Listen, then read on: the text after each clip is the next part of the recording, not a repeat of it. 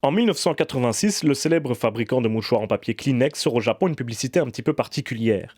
Longue d'à peine 30 secondes, elle met en scène la comédienne Keiko Matsuzaka et un enfant déguisé en Oni, sorte de démon issu du folklore nippon, assis sur de la paille, tandis que la chanson It's a Fine Day de Jen et Edward Parton retentit tout le long de la vidéo. It's going to be a fine day tomorrow. Une publicité étrange, certes, mais il y a plus que cela.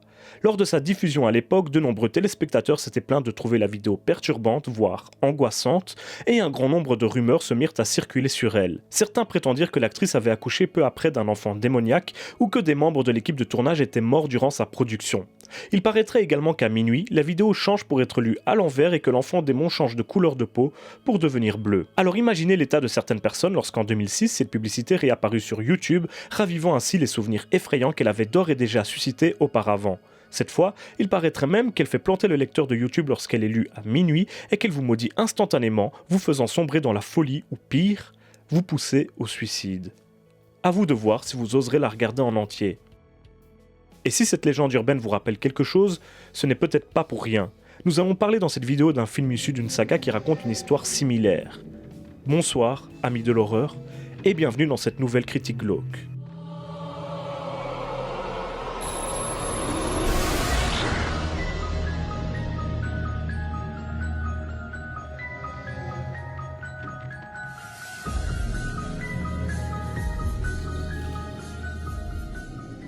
Nous avons pu parler dernièrement de la franchise Ju-On ou The Grudge suite à la sortie du dernier opus. Mais il y a une autre saga qui a connu il y a moins d'un an l'arrivée d'un nouvel épisode, et vous savez que c'est une franchise que j'adore énormément, que je porte dans mon cœur même, on pourrait dire. Et je me disais que c'était donc l'occasion d'en parler. 2 ans avant le premier Ju-On sortait le véritable précurseur de cette nouvelle vague de J-Horror qui allait terroriser le Japon, puis le monde entier. Ringu de Hideo Nakata, inspiré du livre du même nom de Koji Suzuki, terrifia le public avec son histoire de VHS maudite et de son fantôme vengeur, un On-Ryo, Sadako Yamamura. Celle-ci popularisa cette image très nippone du fantôme féminin aux longs cheveux noirs, lui dissimulant le visage, qui envahirent les écrans du monde entier pendant à peu près une décennie. Le film était très intelligent, car créait de toutes pièces une légende urbaine convaincante à partir d'un média très ancré dans son époque, la cassette vidéo ou VHS, pour ainsi dire disparue aujourd'hui. Construit comme un film policier, le métrage proposait un rythme très lent ponctué de quelques sursauts fantastiques et surtout proposant une vidéo simplement terrifiante à cause d'une ambiance sonore angoissante et d'images en mauvais état, mystérieuse et difficile à déchiffrer. Un malaise garanti.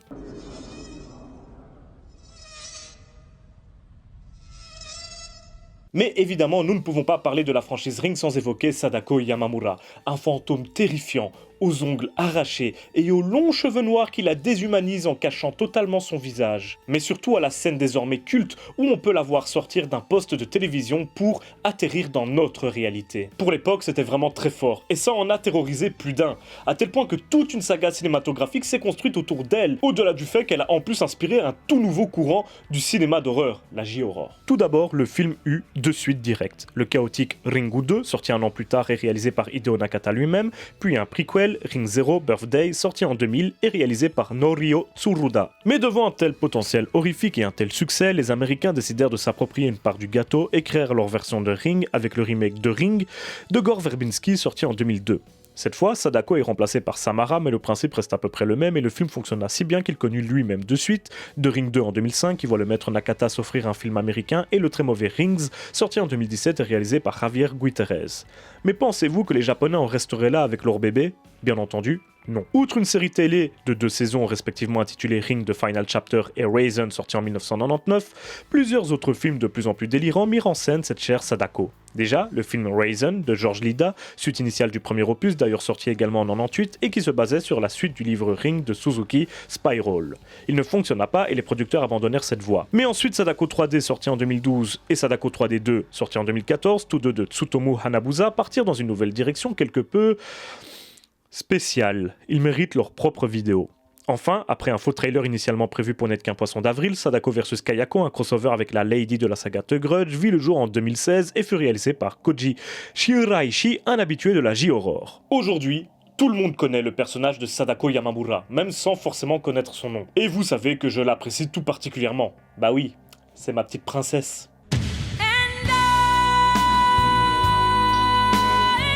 Et à une époque où certains producteurs tentent de ressusciter la J-Horror, qui est quand même tombée un petit peu à plat depuis quelques années, faut le dire, il était tout naturel qu'on sorte également Ring des cartons. Et qui de mieux pour reprendre les rênes de cette franchise que son tout premier papa, Hideo Nakata lui-même, hein? Qui de mieux? À part moi, bien sûr. Le mec se prend pas pour de la merde. Sur le papier, l'idée avait tout pour être excellente. Moi-même, apprenant la nouvelle, j'avais hâte de voir ce nouvel opus. D'autant que les premières images proposaient un rafraîchissement de la franchise, la mêlant enfin réellement à Internet, actualisant ainsi un mythe quelque peu vieillot à base de l'obsolète VHS. Cela permettait de replacer la franchise dans un contexte plus moderne et du coup de peut-être susciter davantage d'angoisse parmi la nouvelle génération de spectateurs. Le film connut une sortie cinéma au Japon et eut une première internationale au festival canadien Fantasia de 2019. Mais à part cela, rien en Occident. Et ce n'est peut-être pas pour rien puisque la dureté des critiques a peut-être refroidi les ardeurs des distributeurs. Et ces critiques n'étaient pas forcément gratuites. Mais avant d'évoquer les aspects négatifs du film, voyons un petit peu ensemble ce qu'il nous raconte. Le film s'ouvre avec une mère qui, persuadée que sa petite fille est la réincarnation de Sadako, tente de la brûler vivante. Cela se retourne contre elle et la gamine, désormais orpheline, arrive comme par miracle à l'aile psychiatrique de l'hôpital le plus proche où travaille notre héroïne. La psychologue fraîchement diplômée Mayo Akikawa, campée par Eliza Ikeda. Alors que des événements étranges commencent à se produire à l'hôpital, le frère de Mayu, un jeune youtubeur à succès, disparaît mystérieusement après avoir été filmé dans l'appartement incendié alors qu'il tentait de surfer sur les rumeurs surnaturelles qui circulaient autour de ce lieu.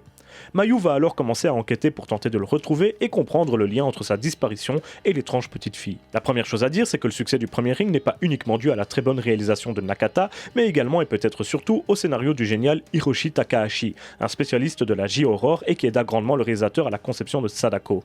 Or, il ne fait pas partie de cette nouvelle aventure et cela se ressent. Nous avons ici un scénario beaucoup trop brouillon qui peine à trouver le juste milieu entre le renouvellement et la reprise d'idées de précédents opus. Ainsi, si on a bien toute une partie du film consacrée à Internet, c'est finalement très peu exploité et aucun des nouveaux ajouts ne paraît logique lorsque comparé à la malédiction initiale.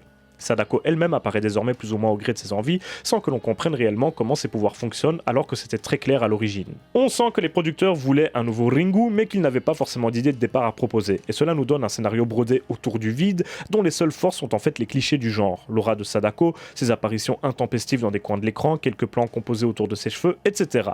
Mais nous avons déjà tellement eu droit à ces éléments, aussi bien dans les films originaux que dans d'authentiques parodies, que leur puissance horrifique s'en retrouve totalement désamorcée. Et ne parlons pas de la lenteur du film, et surtout de ces dialogues interminables, une force pour le premier Ringu, qui ici perd le spectateur qui non seulement ne comprend pas dans quelle direction cette histoire capillotractée tente de l'emmener, mais en plus s'ennuie à mourir. Heureusement que Sadako, la seule star de l'œuvre à assumer son statut, nous sort parfois de notre torpeur en effectuant l'une ou l'autre apparition, même si chacune de ces scènes se voit suivie d'une interrogation de la part du spectateur. En fait, le film ressemble carrément à une parodie de J-Horror, à une caricature, tant il n'a que des clichés à proposer. Rien de neuf. Le personnage principal est l'héroïne typique de la J-Horror, une jeune fille banale mais intelligente qui se retrouvera maudite alors qu'elle enquête elle-même sur la présumée malédiction. Il y a également un personnage secondaire du film qui se révélera être l'une des jeunes filles apparaissant dans le film original, mais ce sera à peine exploité. En réalité, elle sert juste à expliquer qui est Sadako à l'héroïne, et à part cette petite ficelle scénaristique, elle ne sera guère utilisée. Ne parlons surtout pas des visages figés dans des expressions débiles des victimes de Sadako, ressemblant définitivement aux victimes de Scary Movie qui caricaturaient déjà les remakes de Ringu. Plus drôle qu'effrayant. Car on oublie ici la plus grande force du premier opus, sa fameuse vidéo maudite très fidèle au roman qui mélangeait images indescriptibles et sons angoissants. Aucune des suites de Ring n'arrivera à reproduire quelque chose d'aussi effrayant que cette simple VHS et ce Sadako ne tente même pas de le faire. La vidéo pourrie tournée par le frère youtubeur ressemble à un mini phone footage de bas étage et n'a absolument aucun intérêt si ce n'est celui de lier la malédiction à Internet. Elle ne fait pas peur du tout et aucune des musiques habitant le métrage ne parviendra à lui donner un centième de l'ambiance tendue qu'avait le film initial. Et à part cela, nous avons des comédiens corrects, mais qui ne cassent pas trois pattes à un canard, une photographie plutôt jolie, il faut le reconnaître, mais qui manque d'âme et qui est un poil trop lumineuse à mon goût. Le scénario ne va nulle part, tiré par les cheveux, et rien de ce qu'il propose de nouveau ne valait la peine de faire un film.